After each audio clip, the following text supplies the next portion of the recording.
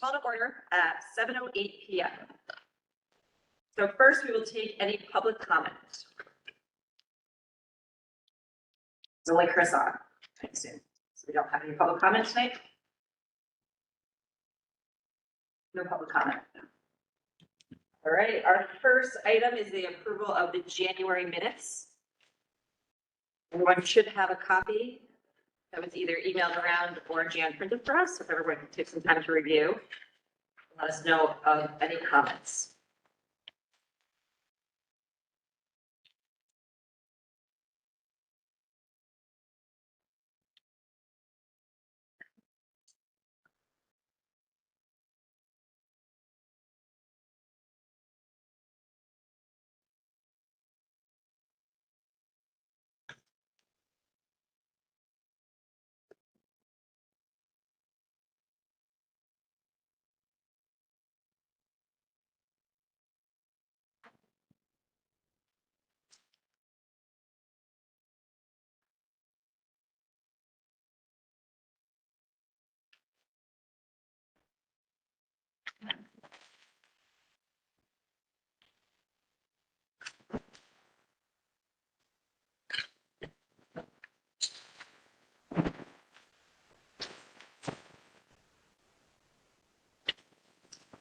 Any comments? Andrew does have a comment. For number 11, should read Mr. Wilner made a motion to adjourn the meeting at 8:21 PM. Ms. Harrigan seconded, motion passed. You guys wanted to? Yes, yeah.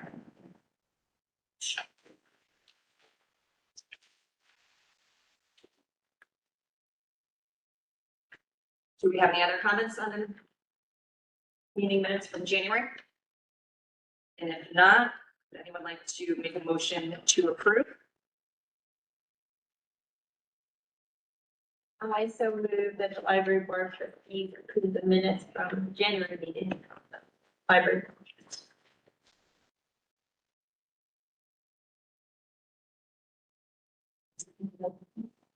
A second? All in favor? Chris, you're on mute.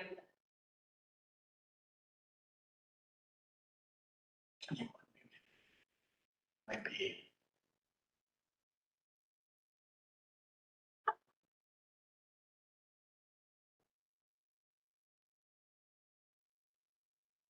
Maybe click on the little bit.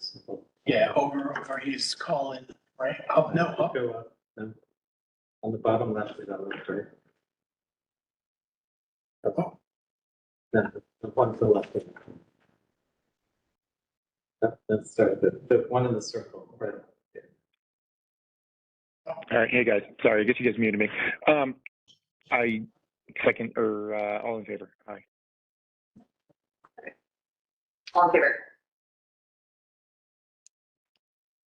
Next, we have the chairman's report, which Andrew did type up.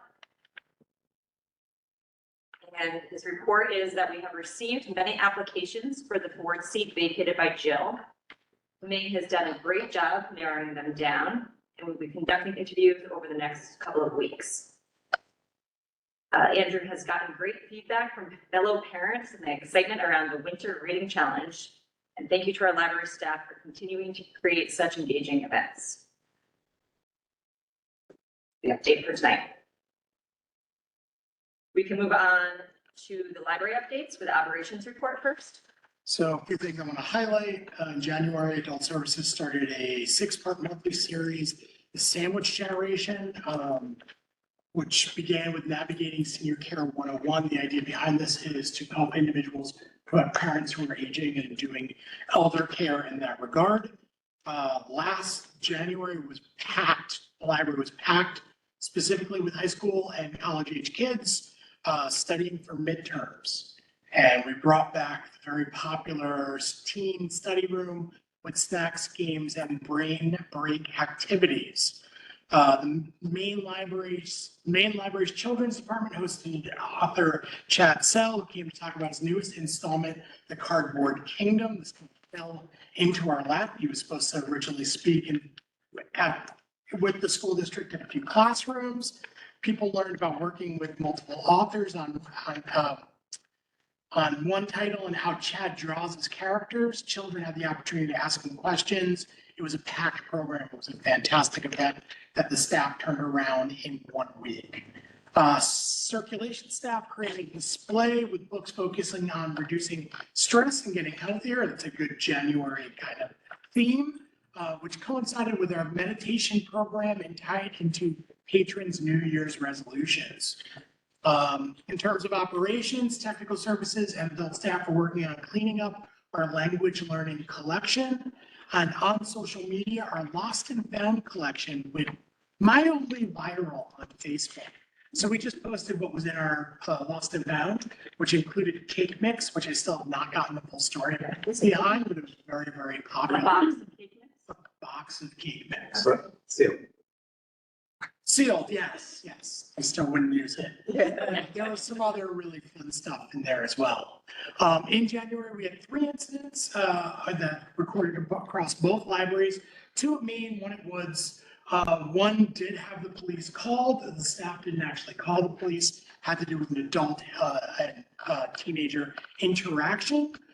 But all were settled and there was a full investigation done by the administration.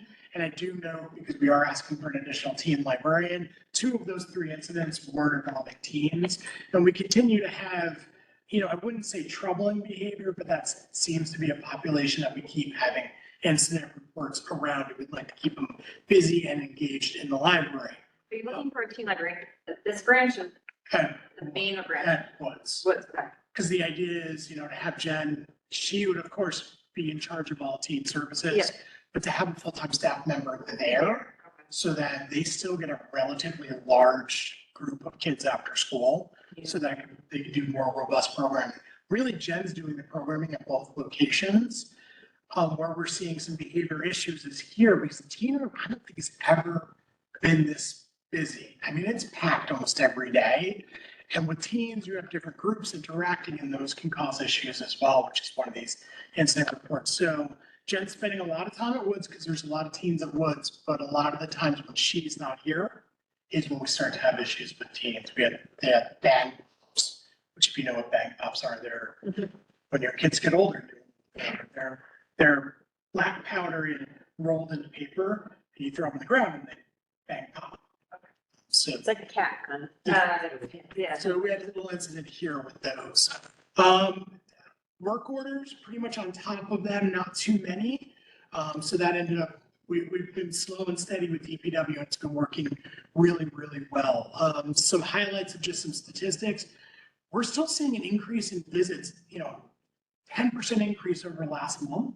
So we're still with double digits of increases there, which is nice to see. And a lot of that increase came from traffic going into the children's room, both here and at Woods.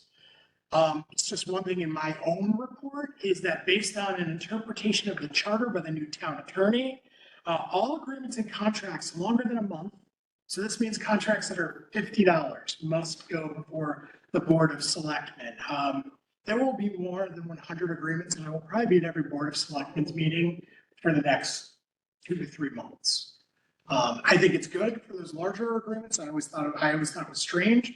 We didn't bring those larger agreements to them, but the smaller agreements, it's definitely odd to go there and talk about a $125 agreement.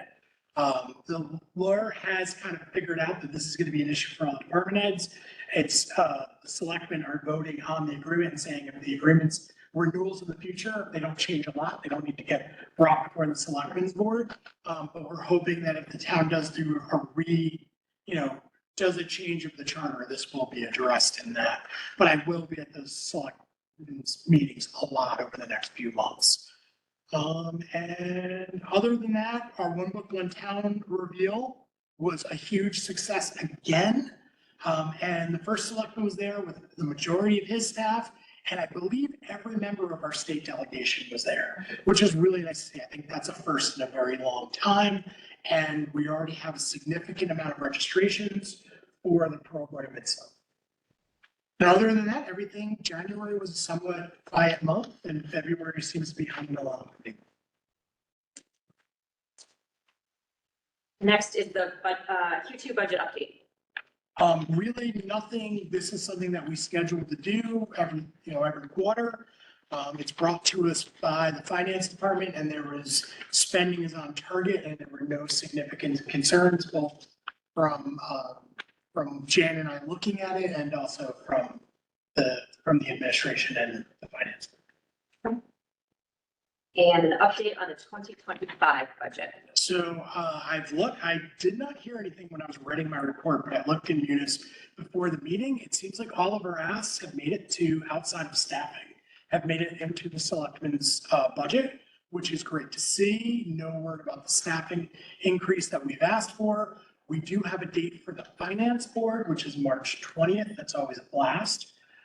So we'll be doing that. We also will need to go before the selectmen before that, but I talked to Jen today, no date has been given yet, so look for an email for when I'll be going before that. And is that after March 20th? So no, that'll be before. Before. So the March 20th is the Yes, so final? is the RTM is the final, the finance board, the department head. That's the gauntlet, that's the toughest of all the meetings.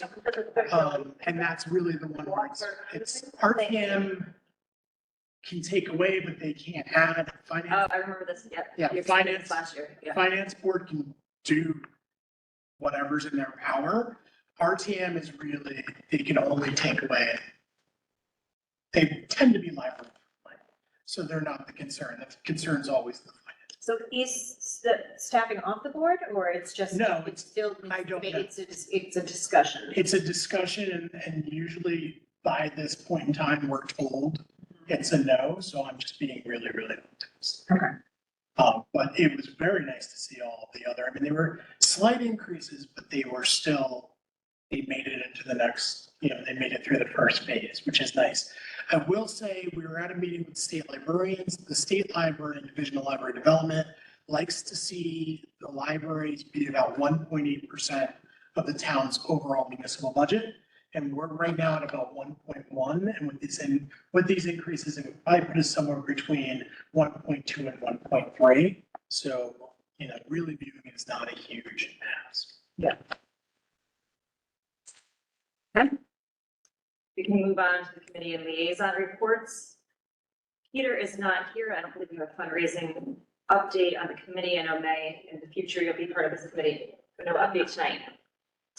The ad hoc building committee made up of myself, Chris, and Andrew, no update that I'm aware of. Friends of the library. So the community art show is actually in the gallery right now. So the artwork went up on the 10th. And this Thursday on 15th is their opening reception. So that'll be from 5:30 to 7. And I believe we have only 30 artists in this time. Usually the community gallery. I think in the end, they ended up with like the 60. The 60, okay, terrific. So that's actually always a nice showing. So if you have an opportunity and if you've not been to one of the gallery openings, they're actually pretty fun. Like there's wine and snacks and, people chit chat around and, probably not at this one, but often at the other ones, the artists will get up and give a little quick, this is what I do and how I do it and, and ask any questions about any of the art. All the art is for sale. As I mentioned last time, we have, 3 tax-free days that we're allowed to use because we're a nonprofit organization. So we're going to sell art at this one and not have to collect the 6.75% tax. So it'll be a nice little bit of a savings. So we're hoping we'll sell a good amount of the community art sales. But we work with the, state revenue department in terms of as a nonprofit, what we're allowed to do. So I think that'll be nice. And usually that's very well attended. Is the art available only, could you purchase that at any time? Anytime, like as long as it's up there, you can call Liz and anything that's got a little red dots purchase, but. So it's not just during those? No, events? anytime. And there's a lot of people. I don't have the latest numbers, but boy, the last gallery opening. It was like 100 people. At the opening, and then between the, handful of weeks, it's like about 6 weeks for every show. I mean, there are tons of people that go in and out, and, there's a variety of prices, sometimes we're selling things in the tens of thousands, and not many of that sells, but, there's a mix of things, like I'm always surprised what does sell. Yeah. And a lot of them are local artists, and the community show should be really fun. There's one of the women at the Women's Exchange who's on the board with me she makes jewelry and she paints and she's had paintings all over the place. And so she's got a picture in this box, so it'll be fun. So there'll be lots of women's exchange ladies hanging out on Thursday to support her and her art that's in there. The next fundraiser we have is gonna be at the end of March. Jen Butler, she does her fashion show, so it will be her spring fashion show. And what she does is, Jen's on the board of the Friends, and she comes in with her spring collection of her clothing. She's a clothing designer, and we'll have a fashion show. And we ask for a donation for entrance, and the donation goes directly to the Friends. And then usually what Jen does is we work with the librarians to come up with a specific project that the funds can be used for. Oftentimes it goes back into the teen spaces because she's got a real affinity for that, having had two daughters really use things. So that's coming up. We have mini golf on April 7th. So that we've got confirmed. That's always a big event for us. I think that'll be really fun. I talked last time about a new fundraiser that we're starting to work on. Mary Coe from the Woods Branch helped us. The book Water for Elephants, which is a 2006 bestseller by Sarah Gruen, has been turned into a Broadway play. So we're working to figure out whether or not we can, the thought was to get some books, do a book group. It was also a movie by with Robert Pattinson and Reese Witherspoon in like early 2010, something like that. And now it's been a play. So we're hoping to read the book, see the movie, go to the play, and then come back and sort of put a discussion together. And we reached out to the organization to the play to see if it's possible to maybe interact with a scriptwriter or someone who was responsible for the book and do a little Q&A. So we're working out logistics and trying to figure out when to do it, how to do it, how many, because it's the first time we'll have taken like an off-site fundraiser thing. So everybody we speak to about it's really interested. We're targeting 30 people right now. We want to keep it manageable, but I think it'll be really fun. And I think there's a lot of opportunities for us to take advantage of things that come from books and get turned into things. And we often find people who love to go to the city, but they are afraid to go to the city, or there's no reason, they don't know what to do when they go to the city. So this is an easy way to jump on the train, go into town, do something that you feel comfortable with a group of people and then come back. So we're pretty excited about that one. And then I know we are rapidly, we're locking up the author for our literary luncheon. The literary luncheon this year is at the Patterson Club, and it's May 31st. So I think it's going to be a really good author, and I think we're going to be very well attended, but it's not entirely locked down yet. So I'm going to defer on that one, and we will talk about that the next time. And then we are taking book donations again. So if you have know anyone who's looking to donate books, good quality books, children's, you name it.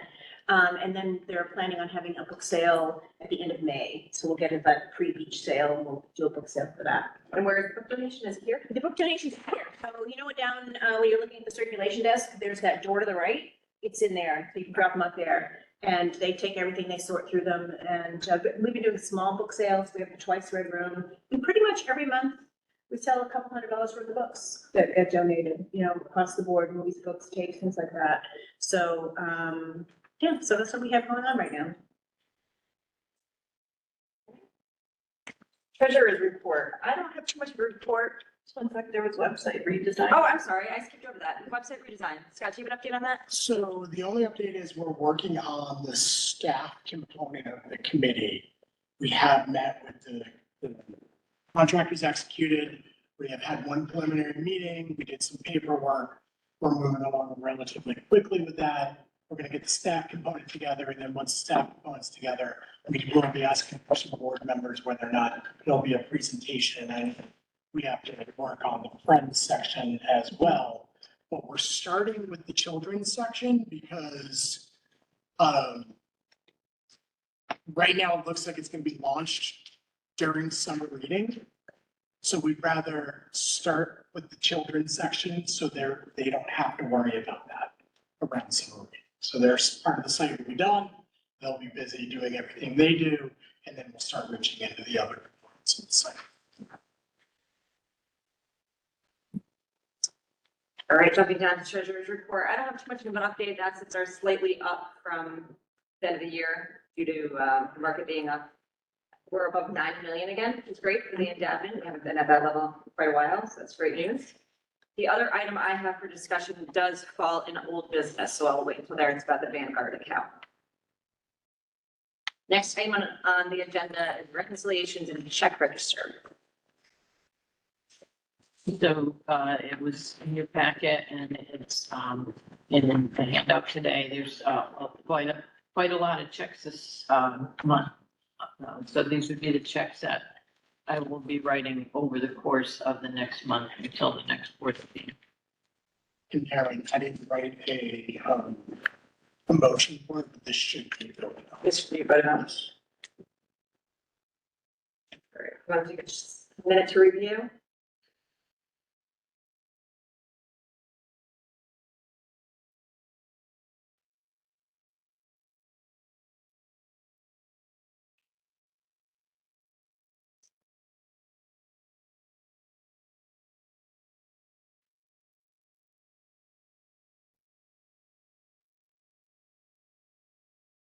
May I have the library will be closed in 30 minutes.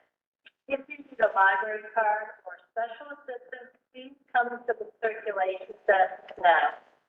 Just a reminder, the Wi-Fi will shut down in 15 minutes, 7:45. Do we have a motion to approve the checks Jen has listed out for approval? I so move to approve. Checks for this month. I will second that. All in favor?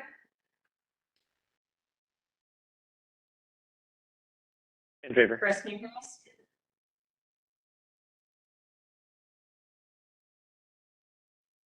Already. I think I heard a yes. Okay, we heard a yes. Chris? Yeah, you did hear a yes, sorry. I popped you back on. It's loud here. Sorry. The next item is our policy review. So we'll be reviewing unattended adults in the children's library first. So this is just for you to look at for the next month. Unattended adults in the children's library it gives us the ability to have an age restriction for who can be unattended in the children's room. First, you need to have a child with you to be in the children's room. What we can do for you if you're a teacher or an adult coming to get books for your child, with the child, kind of lays out kind of the process and procedure there.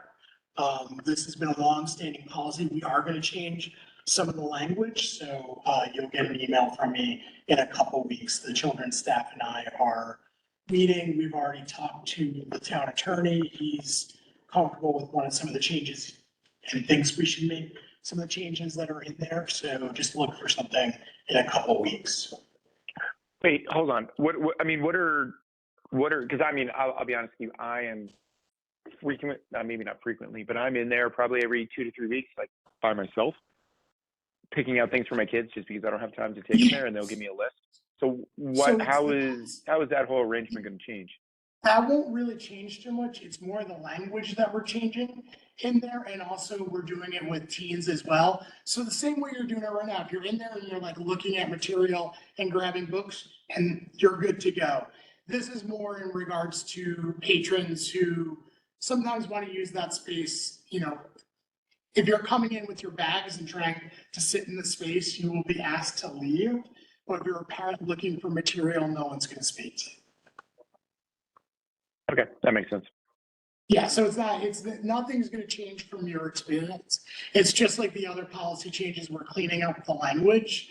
And we also have nothing in policy in regards to the team room. So the team room will actually be included in this policy as well, because we have had some issues there that need to be addressed. It's all going to be in one policy. So it's going to be updated for children's and teens. Yeah. And then the second policy is the unattended children's policy, or I like to call it service children's policy because it sounds a little bit nicer. We will be changing that to grade level as opposed to age, because it is difficult to say 12, and then some 12-year-olds are in 5th grade, some 12-year-olds are in 6th grade, some 12-year-olds are in 7th grade. So we've kind of sat down, we figured we're doing that with grades, and also we have nothing in our policy stipulating how old a child so if Silas is coming with his brother, his brother who's for the next couple of weeks still 11, but maybe still 11. There's nothing in the policy saying he can be with his brother. And there's been some kind of struggle for the staff interpreting that. So we are looking at what other libraries are doing. It tends to be 14 So Silas is in the sweet spot. He can bring his brother. We can bring someone under A sibling. sixth grade, whatever the grade level Yeah, is. if you're 14 and you can stay in the children's room with the child. What we've been having is the 14-year-old comes in with the 8-year-old. The weekend staff say, I'm sorry, the 14-year-old can't be in the room, 8-year-old can't be by themselves. And then we're finding them camped out in the stacks. To be honest, I get the staff's interpretations. The policy does not touch on that. So this will actually create an age that's appropriate for them to be considered a caregiver, and make it easier for those kids who are coming to the library with their older siblings, and make it easier for the staff. And the age of 12, the other issue too is the state law has changed. It's not changed in a way where the language has changed for the age of 12. The state law has changed in a way where now it leaves it up to the parents to make the decision. And if you send your 12-year-old, it's not that different than really the original law.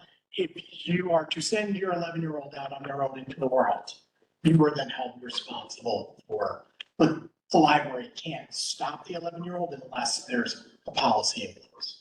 And my staff would really like to keep that age cap at 11 on their own, because I've been at libraries that have dropped that age and it does become.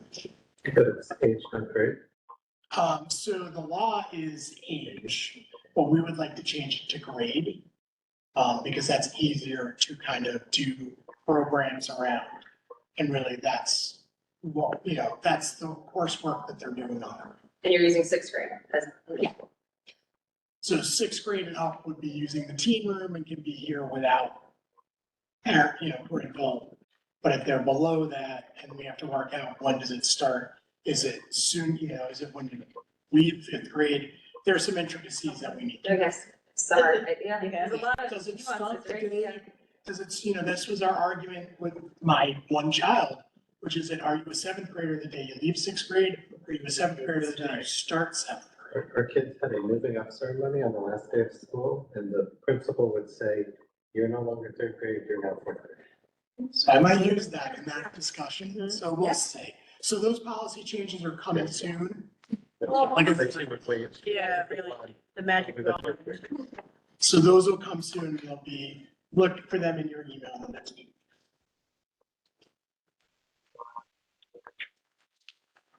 Okay, we'll move on to new business. The first new business item is focused around the renewal of Candid. And I know Peter he is the one really owning that license, but if I remember correctly, or subscription, I should say, it's around $100 a month, is it in that range? Yeah. But do we have a motion to continue or renew that subscription to Candid for one additional month? What is Canada? So Candid is a nonprofit software system, if you will, that you can look up nonprofits. So the idea around it with fundraising is that Peter was able to look for private foundations that had given to libraries to reach out to them with interest in giving to the Fairfield Public Library. And you renew it month by month? We were gonna use it for a month with the friends. We were gonna have a meeting, but something happened, that meeting got canceled. So we need to reschedule that meeting. With everybody's schedule, that's hard. So that gives us another month. Yeah. Have a break too. And it's not something that we need long-term. Yeah. So once we get the Well, list. once you sift through and find out, in my mind, it's twofold. What are we looking to get funded, right? Because you have to know what they give money for and who gives money. So towards libraries. So, once that's figured out, then you have a universe of people that you can go back to with programs and things. We have a motion to approve the renewal of Candid for 1 month. I so move to renew our subscription to Canon for 1 more month. I will second that. All in favor? Aye. Great. Now, the second item, I should have caught this, the wording around this is a little tricky. So what is happening is that the advisory of the Vanguard accounts are moving to Mercer. Mercer purchased the advisory business. The account that we currently have and all the Vanguard accounts that fall in the same bucket will remain the same. Our investments are the same, the fees are the same, the reporting is the same. Everything that I see besides the name will be the same when I look at these accounts. So it's not really the account. I would word this, the investment advisory group for the Vanguard account is transitioning to Mercer. We do need to make a motion that we can approve this. Andrew and I do need to DocuSign as the trustees on this account, myself as treasurer, Andrew, of course, as chairman, that we approve this transition to Mercer.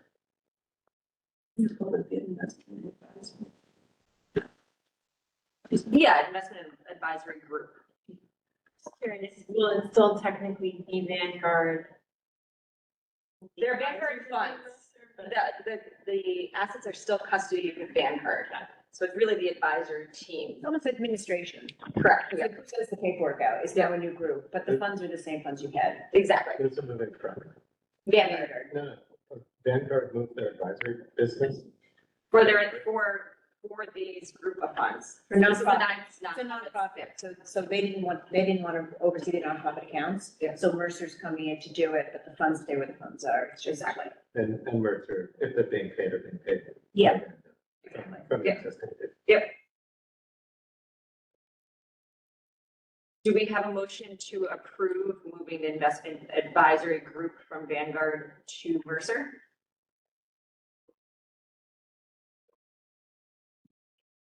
I so move that we approve the transfer to the advisory group from Vanguard. Yeah, correct. I second that. All in favor? Aye. Great. So Andrew and I'll follow up with our representative who stays the same. Again, his paycheck will now be coming from Mercer versus Vanguard, but I will follow up with him on the paperwork, and Andrew and I will sign. Okay, moving to old business, code of conduct, attachment 7. Do you want to walk us through this, Scott? once Sure. again? Really, the only changes is the changing of the language at the beginning of the policy, which was advised by the previous town attorney. The current town attorney agrees with, which identifies the library as a department of the town, so therefore it becomes a town policy. And then really the only big change besides that is at the end, we kind of just whittled down some of the language around loss of library privileges, following kind of more of the process that's been followed for the last few years. And this is the second month in a row that we've sent a warning letter. And I think in the last year, we probably had 3 people, 1 person at 6 months, 2 people for a full year have lost their library privileges. And the warning letter is just that? The warning letter is, With your behavior XYZ? yes, and it's also the idea of, we may choose, depending on the behavior, you lose all your library privileges, you can't come in the building, but the most recent warning letter was you may no longer be able to participate in programs that have to do with behavior in a program. So, again, compared to my previous shop, this is like, this is dream. But it still happens, and I think this language, again, is easier. I always think of when you write policy, that's for the staff to read and then interpret, as opposed to just handing the policy to someone, which is what a lot of organizations do. So I think this policy is easy for the patrons to read and understand, but most importantly, it's easier for the people who are enforcing the policy to be able to explain and interpret, in those situations where they may need to. Okay, do we have a motion to adopt the code of conduct policy? With the proposed changes?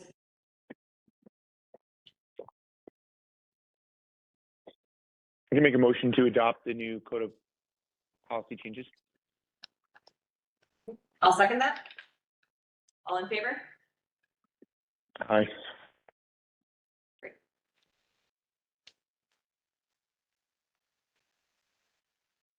All right, so if we don't have anything else for this evening, we can adjourn the meeting at 7:42 PM.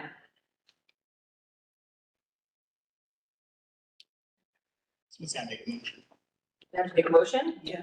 To adjourn the meeting at 7:42 or 43, 7:43 PM. I so moved to join today's meeting at 7:43.